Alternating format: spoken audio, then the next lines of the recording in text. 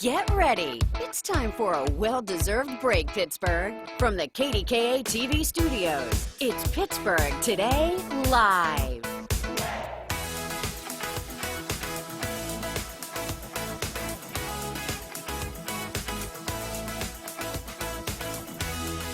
That was us studying our papers in the Yes, hallway. we were. Making sure we knew what we were going to talk about. We need to. It's Monday. It's Monday. We should be alert. We should be alert. I'm not sure whether I am right I'm now. alert, David. I can tell. You've been caffeinated. I've had extra coffee today. Have you?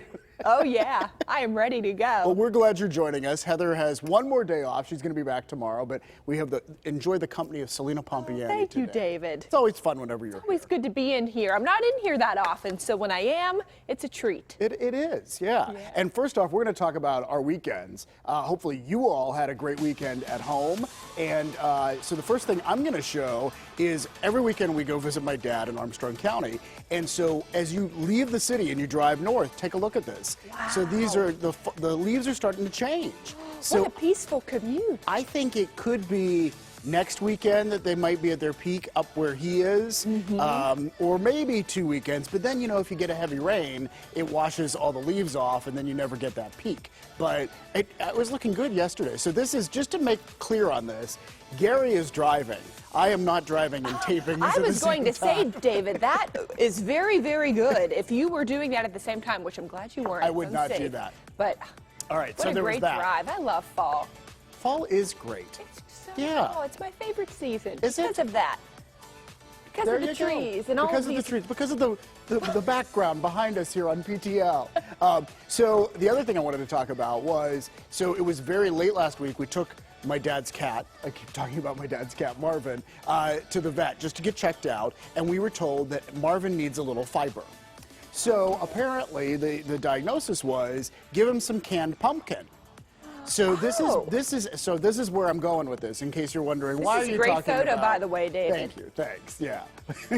I just adore Marvin. Anyhow, so I will go on this search for canned pumpkin, which you would think would not be hard to find. Right. Apparently, it is hard to find. I was just talking to one of our producers, Amanda, in the newsroom. She went to 3 different stores. Because everybody wants to bake at home now. Everyone is baking during the pandemic, and of course, this is the time of year for pumpkin. Yeah. So we started wondering, is there a pumpkin shortage? Because the store I went to had a sign up that said, you're limited to this many cans per customer. Meanwhile, there were no cans there. It was empty. I mentioned it to the lady at the checkout, and she said, I think we have one in, like, you know how they have like a buggy up front where people get things that they didn't really want? They had a can of pumpkin in there. I'm so happy for Marvin. Woo! But anyway, I did some research on pumpkin, and apparently there is not a shortage, according to pumpkin experts. However, there's a little bit of trouble keeping up right now. Earlier in the season, people are apparently buying their pumpkin earlier, and they got them planted later in the year because of a rainy spring. So she says there's not an overabundance, but the supply is normal, and it will get to the stores. It will, okay. That's what. So there's not an official shortage, but no. That's a great point you make, David, because now people, well, they've been staying in, you know, pretty much all spring, summer, now fall, but baking is what a lot of people are getting into. If you aren't a baker, like I'm not, or a cook, I've been cooking more, just because we have more time at home. Yeah, I'm not a baker, but I enjoy eating everything that's been Me made. too. We share that same similarity. It's so true. Yeah. Well, all right, tell us about your weekend. Yes, I had a weekend full of goodies. Oh, you did? As usual. I did. I met up with a few really good friends, and so the first picture I'm going to show, this is my good friend Jill and I, and we are just hanging out here on this comfy couch with our masks on. We had a beautiful dinner on Friday night. It was so relaxing. After the long work week, David, and day on Friday, it's so nice to get out and just ease into the weekend. So where was that? Is that your house? No, you know, we went to Fox Chapel Golf Club. Oh, okay. And I was like, holy cow, is that your place, Celina? No, Jill took me there. We had such an amazing dinner, and it was extra special because that's where I'm getting married.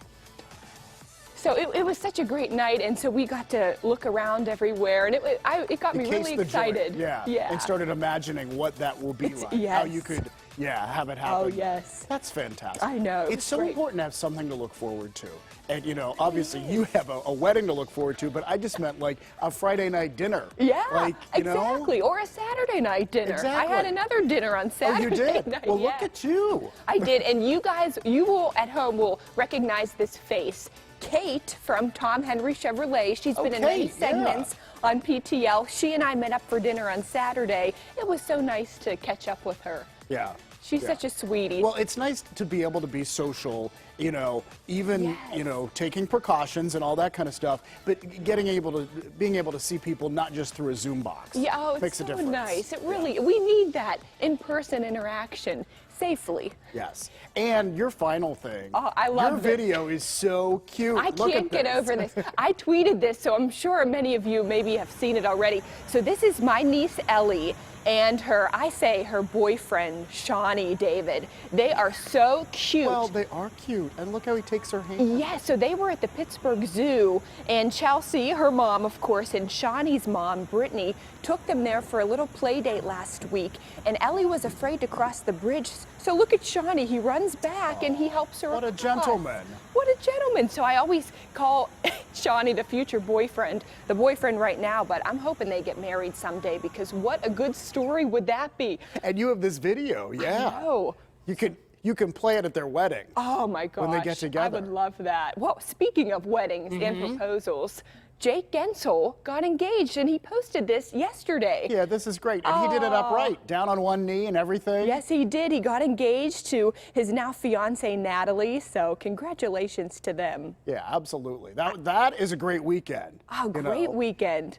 She said yes, by the way. She said yes. Yes. It's important to say I'm glad. that. You know what? It's so funny, David, because everybody who I've talked to, all of the men who have proposed, a lot of my friends recently, even Mac, they tell me how nerve-wracking it is. But you know that they're going to say yes most of the time. But they said it's still so stressful. Well, it is, because you want it to be a moment that's perfect. Yeah. You know, because I proposed to Gary. I need to hear about that. I don't even know this story. Well, I don't know if we have weren't time. supposed to tell this story, but we will. Yes. So anyhow, it was in New York City. It was at a hotel that had become a special hotel for us. And so we went to see a Broadway show, and he's talking to one of his former students afterwards. He has no idea that I had a this is rose sneaky. planned, like I had a rose ceremony planned. So I said, would you accept this rose, was my plan. So I had a dozen roses there, I had chocolate, I had champagne, the hotel staff had it in the room, but Gary had no idea. And this student just keeps talking to Gary and talking to Gary, and we're like, you know, and now I've talked to the student afterwards and we've laughed about it because he's a great guy and he just had no idea. But I started getting very nervous, like, you know, the champagne's gonna be warm, you know. You just I want don't it to be know. perfect. Exactly. So anyhow, I think there's just sort of a pressure that you want it to be a perfect moment. Yeah. Oh, yeah. Oh, So it was for Jake. I love it. It Congratulations. was. Yes, congratulations. All right, well, you know, there are things that stress you out, and maybe Yes. that's one of those things when you're trying to make it perfect. There's the day-to-day stress, but then there's like the heavy-duty stress. Oh, yeah. Like what really is the most stressful? Is it getting married? Is it Having moving, kids? having kids? Well, this, according to one poll who did a survey on this makes up today's list, moving is number one. I would absolutely agree with that. I think moving is the worst. I agree. I Well, you hate just did it. It's so stressful. No matter if you're doing a little move, a small move across the country, moving anything in general is a pain. Oh, it is. It's a pain. Well, no, and then you realize how much stuff you really have, and it's kind of like, You have to go through everything. right, like why do I have this? And am I gonna bother putting this in a box? Yes. Should I just donate it or throw it out? And it just it forces you all these. Okay, it's a lot. But anyway, also on the list, breaking up or getting a divorce. Of course, that, you know, came in a close second. Followed by getting married. Because you want it to be perfect. Yeah, it is a very stressful time, but you got to enjoy it and make it fun too. You're absolutely really right. do, And you will. You will. Yes, And you having do. children is number 4. Because there's also, you know, you want to do that right. You want to raise them right and everything. Yeah. And so there's a lot of pressure involved in that. Even when I look at Heather sometimes, and you know, for her to manage her schedule and waking up so early with 3 kids. Right. I don't know how she does constantly it. juggling. She's constantly juggling. Yeah, but All right. Things have changed this year, of Yes. course, as we don't need to tell you. But some things continue, and the tradition of bingo has not been stopped. No. We love how they're doing this in Minnesota, so they have found a way to have socially distant bingo. I love this. This is a great idea, I know. think, and I bet a lot of Pittsburgh folks that are missing out on bingo would like to see this. I bet, yes. Yeah. It's parking lot bingo. Parking That's lot what it bingo. is. So you stay in your car, they broadcast the numbers over FM radio, and then you honk your horn if you win, and then they come and deliver the prizes to your car.